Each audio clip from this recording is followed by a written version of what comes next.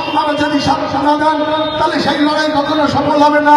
তাই আপনারা আমাদের সাথে সঙ্গ দেবেন এই আশা রেখে আমি আমার কথা শেষ করছি। নমস্কার।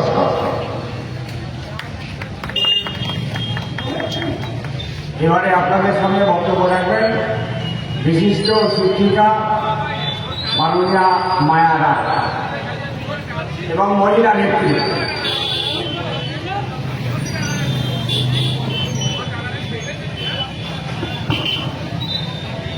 বন্ধুরা শুনবেন, এই আগস্ট শুভ রাখি পূর্ণিমা, ভাইদের হাতে রাখি পরিয়ে শুভ সূচনা হল নাগরিক মঞ্চে। এই আগস্ট আমাদেরকে স্বাধীনতা দিয়েছে, দিয়েছে কম কিছু না। এই আগস্ট এখানে দাঁড়িয়ে মঞ্চে দাঁড়িয়ে এই যে নেয়ার হিসাব, সেই হিসাব কিছুটা আমাদের 1 বছর ধরে মুখ হয়ে আসছে, কিন্তু আর মুখর হবে চলছে, সর্বত্রই চলছে মুখরাটা গত রাত থেকেই চলছে।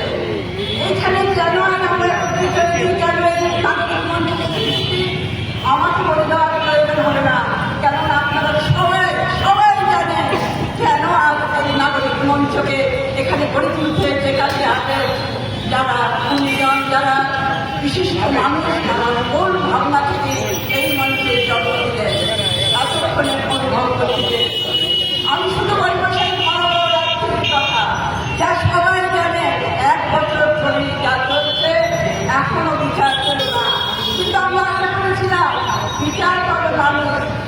এই রাজ্যের সবাই আশা করেছিল মহিলা মুখ্যমন্ত্রী বিচার দেবে, মহিলা সমিতি আমরাও পেরেছিলাম এবার অনেক সুবিচার পাবো, কিন্তু সুবিচার পাওয়ার সত্যিকে আমরা ভেবেছিলাম। কারণ আমরা জানি যে সরকার ক্ষমতাসীন হয়েছে, সেই সরকার, যে সরকারকে আমরা দীর্ঘদিন ধরে গ্রহণ করেছিলেন আপনারা, পরবর্তীকালে আপনাদের জন্য যে সরকার আমাদের থেকে দূরে সরে গেছে। আমরা জানি এই মহিলাদের তাদের আবরণ, তাদের পর্দানশীল অবস্থান থেকে এই বাইরের জগতে বেরিয়েছিল যে সরকার, আমরা তার থেকে আরো ভালো পাবো বলে জানি না, কিন্তু আমরা বিশ্বাস করেছিলাম হয়তো আমাদের যে মুখ্যমন্ত্রী মহিলা তিনি নিশ্চয়ই আমাদের কথা ভাববেন। কিন্তু সেই জন্মখান থেকে আমরা লক্ষ্য করছি 1 বছর পরে তিনি বললেন আমাদের 90% কাজ শেষ হয়ে গেছে। আমি সেই কথায় যাব না, কিন্তু পরদিন থেকে যে ঘটনা দেখলাম, আমরা দেখলাম হিঙ্গলগঞ্জের মেয়ে মায়েদের সেই যে চরিত্র নষ্ট করা, তাদেরকে ঘরে ঘরে মহিলাদের অসম্মানিত করা, সেই কথা আমরা কেমন করে ভুলবো। আজও সেই একই রহস্য, একই ঘটনা একের পর এক ঘটে চলেছে। আমি আপনাদের কাছে অনুরোধ করবো, আমরা সুবিচার চাই, আমরা যেন ঘরে যেন ভুলে না যাই।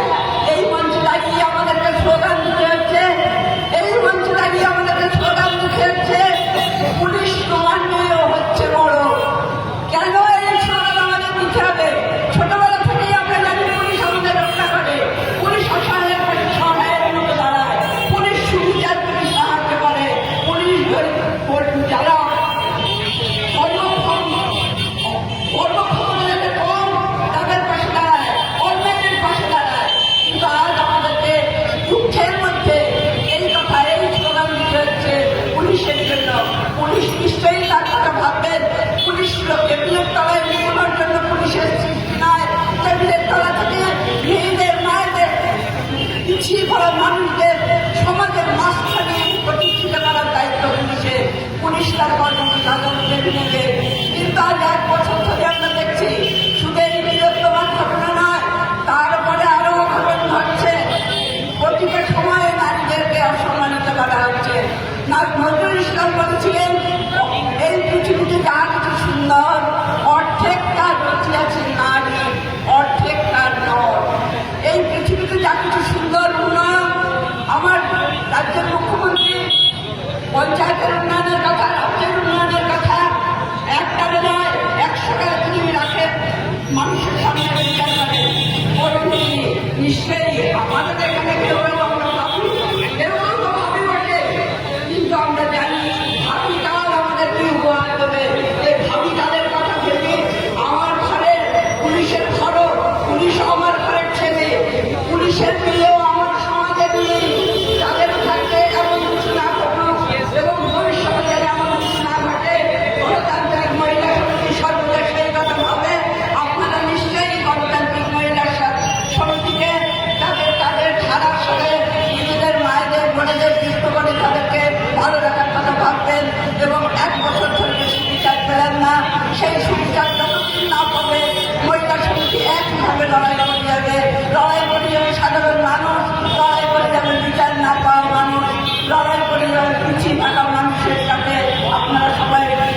বিচারের জন্য আমাদের সাথে সাথী হন। নাগরিকদের পক্ষে আপনাদের কাছে এই আবেদন রেখে অনেক কথা বলার থাকলেও মুখ কথা মুখর হলেও আমরা নিশ্চয়ই তাদের পক্ষে প্রমাণ দেব। কথা নয়, সুবিচার চাই। রাজ্যের মুখ্যমন্ত্রী শুভেচ্ছা করুন। আর ভোটার তালিকার বিষয়গুলো আমাদের এখানে আছেন, সবাই বললেন। আমরা সবাই শুনবো। নিশ্চয়ই খুব ভালো থাকবো সবাই। নমস্কার। এবারে আপনাদের সামনে বক্তব্য রাখবেন আমাদের জেলার বিশিষ্ট সমাজসেবী মাননীয় রাজু আহমেদ, প্রাক্তন যুব নেতা এবং বিশিষ্ট সমাজসেবী।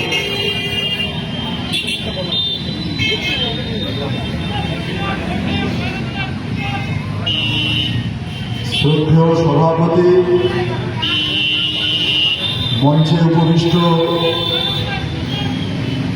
বাদুড়িয়া বিধানসভা কেন্দ্রের প্রাক্তন বিধায়ক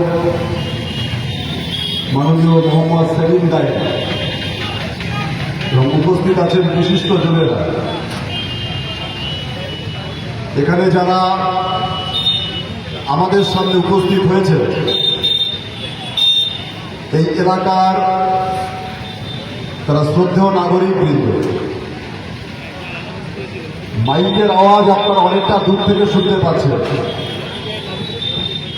কাঠিয়াহাট বাজার এটা অনেকটা লম্বা একটা বাজার, অনেকটা বড় একটা বাজার, ফলে বহু দূর দূরান্তের মানুষ যারা এই অঞ্চলের নাগরিকবৃন্দ, মায়েরা, বোনেরা, দোকানদার ভাইয়েরা, সকলেই আমাদের কথা আপনারা শুনতে পাচ্ছেন। আজকের দিনটা রাজ্যবাসীর কাছে অত্যন্ত বেদনার একটা দিন, অত্যন্ত যন্ত্রণার একটা দিন,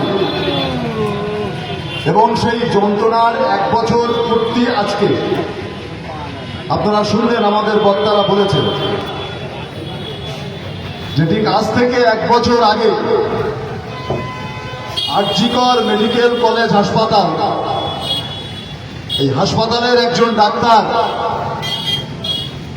যার বাড়ি ছিল পানিহাটিতে, একদম একটা গরিবস্য ঘর থেকে উঠে আসা মেধাবী ছিলেন, অত্যন্ত মেধাবী পড়াশোনাতে। বাবা ছোট একটা কাজের সঙ্গে যুক্ত ছিলেন, মাও কিছু কাজকাম করতেন। তাদের সন্তানকে লেখাপড়া শিখিয়ে মানুষের মতো মানুষ করবেন এই স্বপ্ন নিয়ে।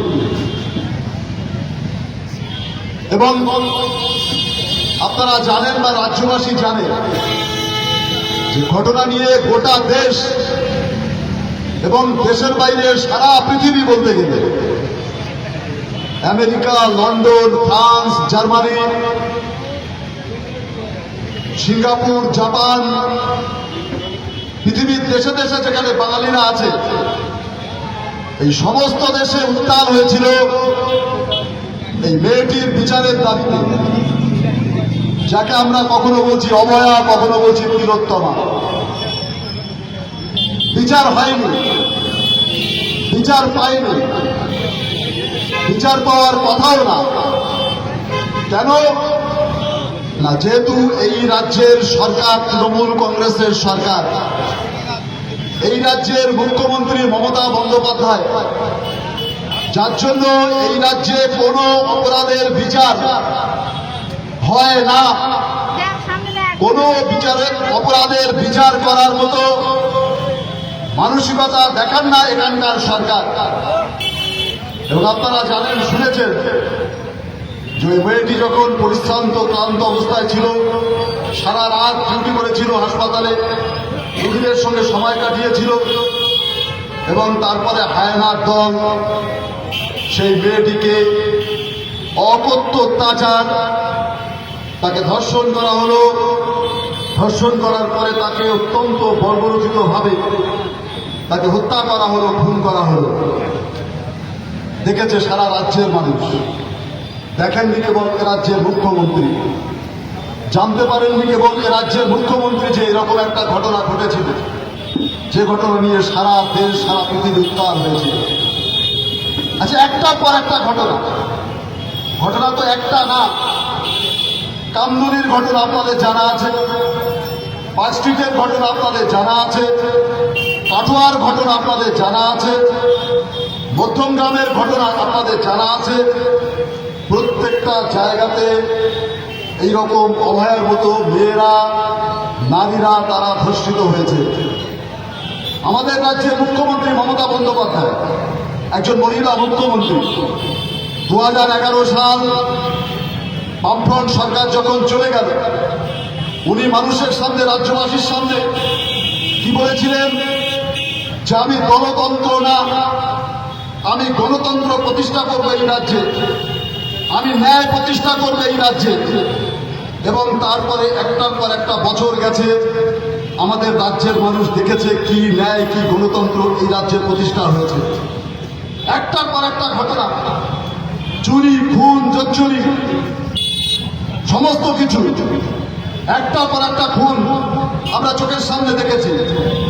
মমতা ব্যানার্জি একজন মহিলা মুখ্যমন্ত্রী হিসাবে উনি এই রাজ্যের বুকে, পৃথিবীতে এইরকম নজির নেই যে ধর্ষণের উনি একটা রেট, মাইকে এই কথা বলতে গেলে অত্যন্ত লজ্জার কথা, অত্যন্ত দুঃখের কথা, বেদনার কথা, উনি রেট বেঁধে দিয়েছিলেন যে এক একটা বয়সের নারী ধর্ষণ যারা হবেন তাদের এক এক রকমের টাকা দিয়ে সাহায্য করা হবে। এই কল্পনা করা যায়? কখনো ভাবা যায়? আর আজকে আপনারা দেখলেন যে একদিকে কালীগঞ্জ বিধানসভা নির্বাচন হলো সম্প্রতি, সেই নির্বাচনে স্বাভাবিকভাবে একটা উপনির্বাচন, যে নির্বাচনে তৃণমূল কংগ্রেস জিতবে সবাই জানে, মমতা জানে। সেখানে জেতার পরে একটা বামপন্থী পরিবার, যারা বামপন্থায় বিশ্বাস করে, এইরকম একটা পরিবারের উপরে আক্রমণ করলো তৃণমূলের গুন্ডা বাহিনীরা। বর্বর হামলা, একটা ছোট্ট মেয়ে, ছোট্ট বাচ্চা, ক্লাস 4-এ পড়ে, তামান্না। এই তামান্না তার কি অপরাধ ছিল? সে কি রাজনীতি বুঝতো? সে কি রাজনীতি সম্পর্কে জানতো? বিধানসভার ভোট কি সে বুঝতো? না, বুঝতো না। তার বাবা ছিল একটা পরিযায়ী শ্রমিক, বাইরের রাজ্যে পরিযায়ী শ্রমিকের কাজ করত। ছোট্ট তামান্না তার বাবার কাছে আবদার করেছিল যে আব্বু, তুমি যখন ফিরবে বাড়িতে তখন আমার মাথার ক্লিপ নিয়ে এসো, ক্লিপ যে মাথায় দেয় মেয়েরা, বাচ্চারা, ওই ক্লিপ তুমি একটু নিয়ে এসো আমার জন্য। ওর বাবা বাইরে থেকে ফিরে আসলো, মেয়ের মাথার ক্লিপ উনি আনতে পারেননি। উনি এসেছিলেন মেয়ের লাশ দেখার জন্য। সকেট বোমা নিক্ষেপ করলো তৃণমূলের গুন্ডা বাহিনী। একটা পরিবার বামপন্থায় বিশ্বাস করে, তার জন্য এত হাজার ভোটে জিতল সেখানে। তার সকেট বোমা দিয়ে একটা ছোট্ট বাচ্চাকে ছিন্ন ভিন্ন করে দিল, একদম তার বুকটাকে ঝাঁঝরা করে দিল। এই রাজ্যের আজকে ঘটনা নিত্য নৈমিত্তিক ঘটনা, প্রতিদিনকার ঘটনা। গুন্ডা মস্তান। মমতা ব্যানার্জি বলেছিলেন, কি মনে আছে আপনাদের, যে আমি গুন্ডা কন্ট্রোল করা মুখ্যমন্ত্রী, আমি গুন্ডাদেরকে কন্ট্রোল করি। আর আজকে গোটা রাজ্যের মানুষ দেখছে, ভারতবর্ষের মানুষ দেখছে, যেখানে পশ্চিম বাংলাতে গুন্ডা মস্তান তারা উল্লসিত, তারা আনন্দিত। কেন? আজকে এই গুন্ডা মস্তান তারা হচ্ছে মমতা ব্যানার্জিকে কন্ট্রোল করছে, তার সরকারকে কন্ট্রোল করছে। একটার পর একটা নির্বাচন, মমতা ব্যানার্জির এই মস্তান গুন্ডা বাহিনী ছাড়া একটা নির্বাচনে জেতার ক্ষমতা নেই। উনি বলছেন, আমি এত কাজ করেছি, 100% কাজ করে দিয়েছি, সমস্ত কাজ করা আমার শেষ। কিন্তু গণতন্ত্রে বিশ্বাস করতে পারছেন না, মানুষের রায়ের উপরে বিশ্বাস করতে পারছেন না, মানুষকে বিশ্বাস করতে পারছেন না। যার জন্য বুথের পর বুথ ছাপ্পা, দখল, রিগিং, গুন্ডা মস্তান দিয়ে ভয় দেখিয়ে ভোট, এই সমস্ত করে ভোটে জিতছেন উনি, একটার পর একটা ভোটে জিতছেন। যার জন্য আমরা বলছি, নাগরিক সমাজের পক্ষ থেকে আজকে সারা পশ্চিমবাংলাতে এরকম নাগরিক সমাজ তারা রাস্তাতে নেমেছে। রাতের বেলা আগামী 14 তারিখেও রাত দখল যেমন হয়েছিল গতবার, এবারও আগামী 14 তারিখে রাত দখল হবে। এই লড়াই চলবে, ধারাবাহিকভাবে এই লড়াই চলবে। কারণ মানুষ ইতিহাস তৈরি করে। আমাদের রাজ্যের মুখ্যমন্ত্রী জ্যোতি ঘোষ বলেছিলেন যে মানুষ কখনো কখনো ভুল করে, এটা ঠিক, কিন্তু এই মানুষ ইতিহাস তৈরি করবে। এই মানুষ একদিন মমতা ব্যানার্জিকে ছুঁড়ে ফেলে দেবে। কোন গুন্ডা মাস্তান পুলিশ তাদের ভয়ে মানুষ পিছিয়ে থাকবে না। দেশে দেশে ইতিহাস, পৃথিবীর ইতিহাস আমরা দেখেছি। একসময় হিটলার সারা পৃথিবী দখল করবে বলেছিল, সারা পৃথিবী দখল করবে। 10 ঘন্টার মধ্যে জার্মানির পাশে পোল্যান্ড দখল করে নিয়েছিল হিটলার। বলেছিল আমি সারা পৃথিবী দখল করব, আমার হাতের মুঠোর মধ্যে থাকবে সারা পৃথিবী। সেই হিটলারকেও পরাস্ত স্বীকার করতে হয়েছিল, পরাজয় বরণ করতে হয়েছিল। সেই হিটলারকে আত্মহত্যা করতে হয়েছিল। ইতিহাস তার সাক্ষী। ইতিহাসের অমোঘ নিয়ম হচ্ছে এটা যে স্বৈরাচারী শাসন বেশি দিন থাকতে পারে না, পশ্চিমবাংলাতেও থাকতে পারবে না। যেখানে একটা অদ্ভুত পরিস্থিতি তৈরি করা হচ্ছে। কি সেই পরিস্থিতি?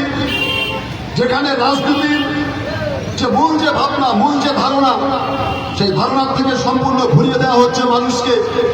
যেখানে পরিকল্পিতভাবে ভাগ করে দেওয়া হচ্ছে হিন্দু মুসলমান, আর মন্দির মসজিদে ভাগ করে দেওয়া হচ্ছে। কেন? যে মাথার উপরে কেন্দ্রীয় সরকার বিজেপি দ্বারা পরিচালিত, সেই সরকারকে পিছন থেকে পরিচালনা করে আরএসএস, রাষ্ট্রীয় স্বয়ংসেবক সংঘ, যারা ভারতবর্ষে হিন্দুত্ব প্রতিষ্ঠিত করতে চায়। যাদের কথা হচ্ছে ওদিকে পাকিস্তান, এদিকে বাংলাদেশ, তাই ভারতবর্ষ কেন হিন্দুর দেশ হবে না? কিন্তু ভারতবর্ষ তো শুধু হিন্দুর দেশ না। ভারতবর্ষ মানে একটা মিলন ক্ষেত্র। নানা জাতি, নানা মত, নানা ভাষা, বর্ণ, খাদ্যাভ্যাস আলাদা, মানুষের ভূগোল আলাদা, সমস্ত কিছু আলাদা। সারা পৃথিবী ভারতবর্ষকে সেইভাবে জানে। মানুষ এক এক ভাষায় কথা বলে, এক এক ভাষায় তারা তাদের শিষ্টাচার পালন করে, আদব কায়দা পালন করে। আজকে সেই দেশকে বলা হচ্ছে যে এই দেশে আমি হিন্দুত্ব প্রতিষ্ঠা করব। আরএসএস বলছে, মোদী বলছে, অমিত শাহ বলছে, যোগী আদিত্যনাথ তারা বলছে। আর তার একই রাস্তা ধরে, একই পথ ধরে, যাদের হাত ধরে তৃণমূল কংগ্রেসের জন্ম। 1998 সাল যখন কংগ্রেস থেকে ভাগ হলো তৃণমূল কংগ্রেস, কংগ্রেস থেকে বেরিয়ে গেলেন তৃণমূল কংগ্রেস। জ্যোতি বোস সেই সময় বলেছিল যে তৃণমূল হচ্ছে কংগ্রেস থেকে বেরিয়ে যাওয়া একটা সাম্প্রদায়িক অংশ, যারা ভিতরে ভিতরে সাম্প্রদায়িকতায় বিশ্বাস করে। মমতা ব্যানার্জি এখন মুসলিমদের বসিয়া সেরেছেন যে আমি মুসলিম দরদি, কিন্তু আসলে হচ্ছে মমতা ব্যানার্জি আরএসএস এর দেবী দুর্গা। এটা আমাদের সকলের মাথায় রাখার দরকার। মানুষকে বিভ্রান্ত করছে, মানুষকে ঘুরপথে রেখে ভোটের জন্য ব্যবহার করছে মানুষের ভাবনাকে, মানুষকে ব্ল্যাকমেলিং করছে মমতা ব্যানার্জি, আরএসএস, বিজেপি তারা মিলে। আসলে বিজেপি এবং তৃণমূল তারা এক। পার্লামেন্টে 2011 সালের পর থেকে আজ পর্যন্ত যতগুলো বিল বিজেপি নিয়েছে, একটা বিল পাস করার ক্ষেত্রে তৃণমূল কংগ্রেসের কোন মেম্বার, কোন সাংসদ আজ পর্যন্ত বিরোধিতা করেনি। একটা বিষয়ের উপরে মমতা ব্যানার্জির সাংসদরা তারা বিরোধিতা করেনি পার্লামেন্টে। এখানে বলছে বিজেপির বিরুদ্ধে। আর আজকে যারা এখানকার বিজেপির লোকেরা, তারা কারা? আজকে যারা বিজেপির লোক এখানে পশ্চিমবাংলাতে, তারা তো সবাই প্রায় তৃণমূলের লোক। কার্যত বেশিরভাগ তারা তৃণমূলের লোক। দু একজন আছে তারা আরএসএস এর লোক, বিজেপির লোক। কোথায় ছিল বিজেপি? বিজেপি কেন পুষ্ট হলো? বিজেপি কেন বাড়লো এখানে? কেন সাম্প্রদায়িকতা বাড়লো?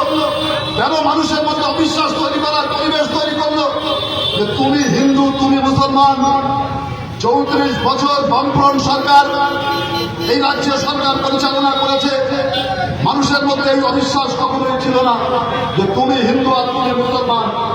মন্দির আর মসজিদ নিয়ে গন্ডগোল কখনোই ছিল না পশ্চিমবাংলাতে। এক জায়গাতে আমাদের বসবাস, কে হিন্দু